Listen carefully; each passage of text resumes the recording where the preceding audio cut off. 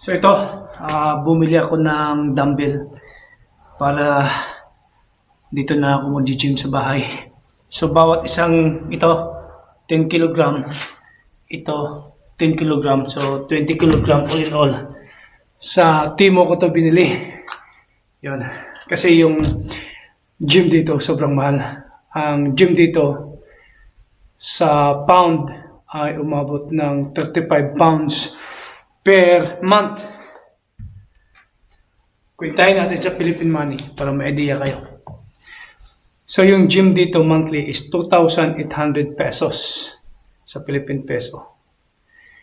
Sa England, mas mura. Kaya nag-gym ako sa England kasi mura talaga sa England. Sa England is 20 pounds per month lang ang binabayaran ko doon. Kaya medyo okay. Pero itong 35 pounds, sobrang mahal na to. So, 1,600 pesos lang yung binabayaran ko monthly sa England sa gym.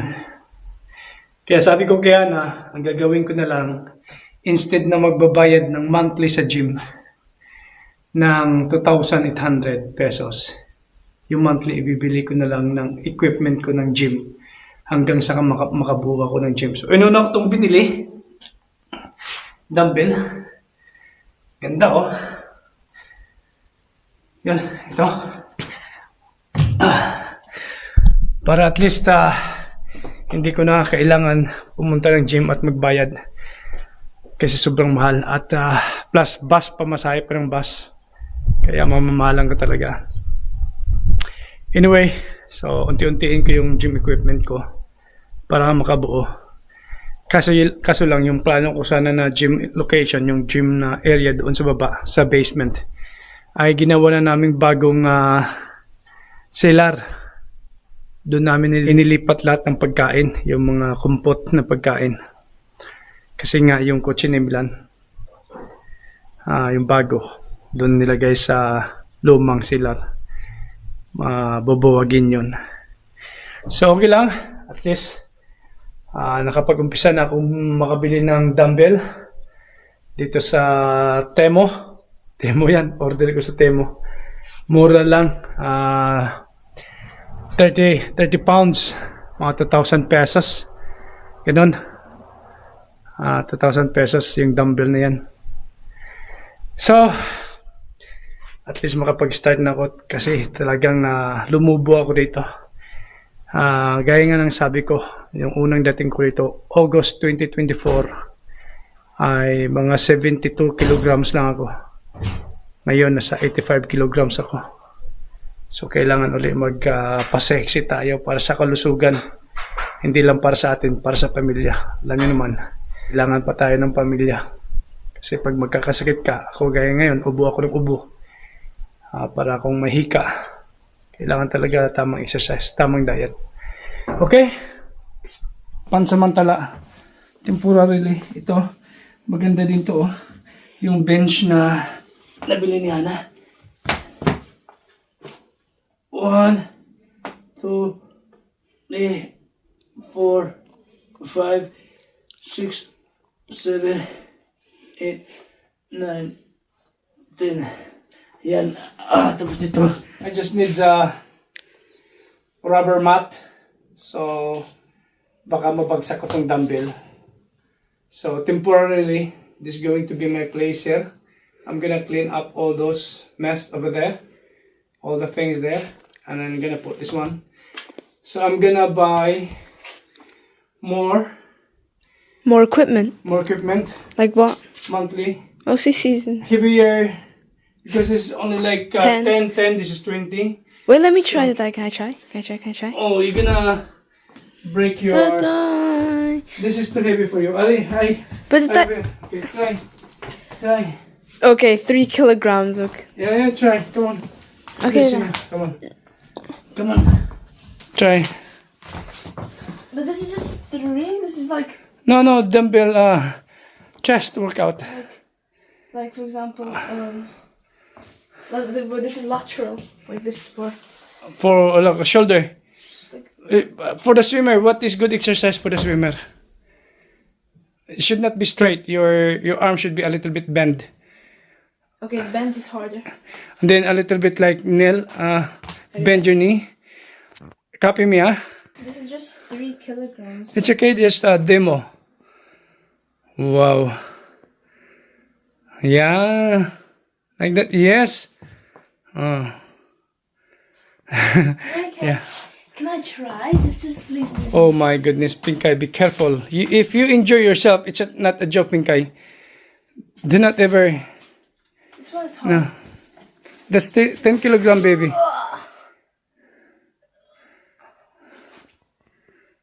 Oh. No, that's enough. Wow. Okay. We have a visitor. Oh, akala ko kung sinong kumakatok eh. You know what? I was planning to work out, but I think I'd rather eat chips instead. My goodness. So you can also incline this one. Like this. And you move the lock up. You know, there's a lock here. You move it upward. And then you can also flat. And I believe you can also decline. Just move the lock more a little bit down. So this is a really good bench. So all I need is to buy really rubber mat. Then I can do the shoulder. 1, 2, 3, 4, 5, 6, 7, 8, 9, 10, 11, 12. We can try the same thing. No, this is not very big. Why? Let me just try. No, it's just okay. Don't worry. 2 reps. Oh. Straight your Back? back, yeah? And if I take this and then. Okay, I can't. Do not drop it. Don't worry. I think I'll stick to the 3 kg. Yeah. I can't. Alright, so yeah, slowly. Maybe next month I'm gonna buy a rubber mat. Yeah, it's like tile mat. You know what? I want to buy a resistant band because before swimming, Mm-hmm. you always warm up. And most people, they have a resistant band. So they go like here. Oh, a slipper fell off. Like they go against the wall. For example, here. We're going to change.